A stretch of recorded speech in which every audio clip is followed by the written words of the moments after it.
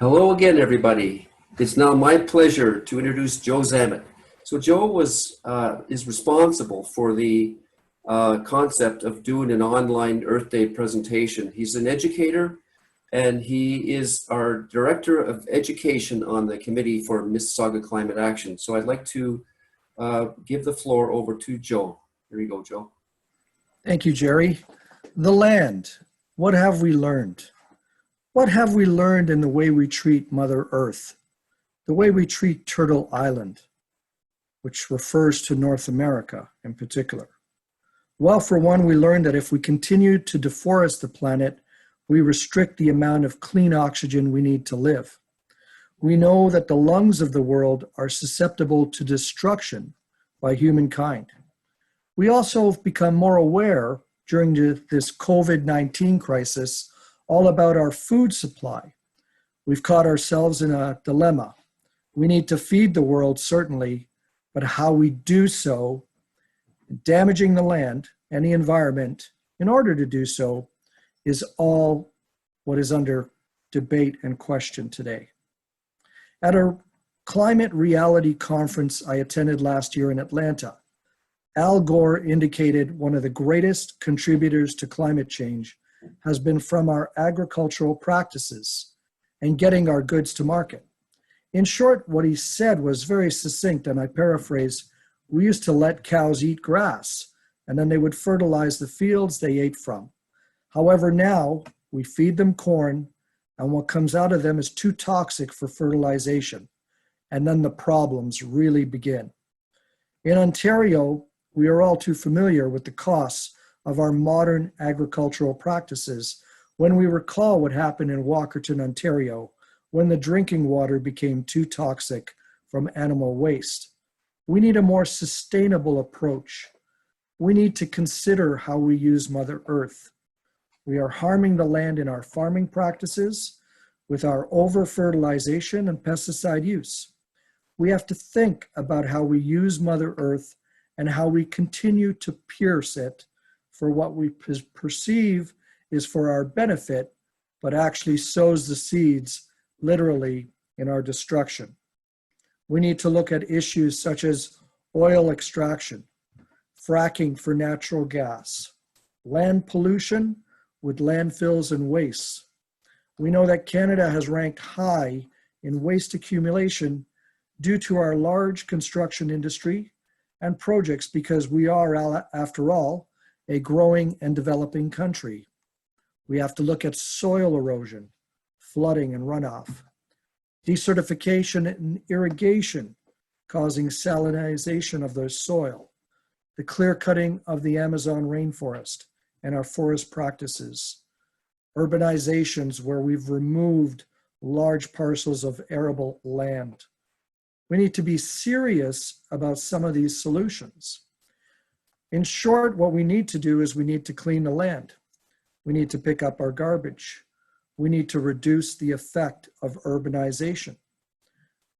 Out of COVID-19 and that experience, we need to look at more of us having our own home planting gardens. We need greater recycling and reusing of items. We need to move to an economy that relies on electricity, using green energy. We need to change building codes, restrict invasive develop, that's both destructive and wasteful of arable land, and be thankful and careful with our resources. Now, many of you may be sitting home a little overwhelmed. You may be thinking, how do I make a difference? When faced with such massive global issues involving people and even money, how can I make a difference? Well, the answer to that question may be as simple as planting a tree. Because for many who are overwhelmed with our environmental problem, they have taken a shovel, some soil, and a tree sapling and planted the tree in the ground. A simple gesture, but a powerful contribution to the solution of climate change. We know that you can make a difference by planting a tree or many trees, replacing what we've destroyed.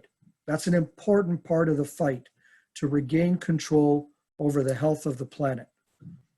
In our schools across the nation and even the world, students have taken a position on climate change. They are not happy with the world we are living in. They are marching with their feet, and some with muddy boots. They are taking efforts themselves to protest what we've done to the planet by making their voices heard and by doing something with it. What have we learned specifically with young people? Well, first of all, at its most crass level, they too are consumers. In fact, they're powerful consumers who have the power to intercede with corporations when they feel there's been too much waste, too much use of paper or packaging. And perhaps the digital age is really driven in part as our collective effort to get away from cutting down trees to pass along information on paper. Recycling programs therefore thrive in our schools. It is young people who've demanded of us older ones that not everything needs to be on a printed page. And what has been printed can be reused, as it most certainly should. Secondly, we've learned that this generation, commonly referred to as millennials, true descendants of the digital age, is that they feel greater connection in a common effort, away from the screens of their devices and their access to technology. In large groups, we're able to plant hundreds and thousands of trees. In fact, young people are tree planting machines. They rise to the challenge, they put in the efforts, and they make a difference. In my experience, just in the last 6 years, I've personally facilitated the planting of just under 1,000 trees. Now, I didn't plant each tree, but I did gather large groups of school students from grades 2 to 12 in communion with one another in massive tree planting events. On these occasions, on these great days, when I'm surrounded by 250 students at a time, I take the time out to advise the students that the tree they plant today is also the same tree that one day they will visit with their own children. The tree that they may come back to visit with their grandchildren, and the tree that will continue to grow long after many of us will be gone. So therein we have learned about legacy. What is our legacy? What have we learned from our young people in terms of their ability to plant trees? Well, they make a difference. They make an effort. And most certainly, they have the power and the capacity to change the world.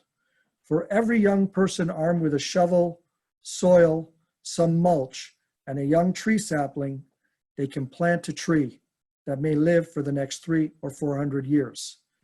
Science now tells us that while tree planting may not be the only answer to our climate change challenges, it is a vital requirement for our future. When we put shovel to ground, we not only turn the soil of the land, but we turn the chapter on our own destruction. We save ourselves. What have we learned? Today, certainly, front and center with COVID-19 and a world gripped in pandemic, central in our effort to save Mother Earth from destruction, if we continue to take advantage and underappreciate our resources, we could find ourselves in serious trouble and at a point of no return.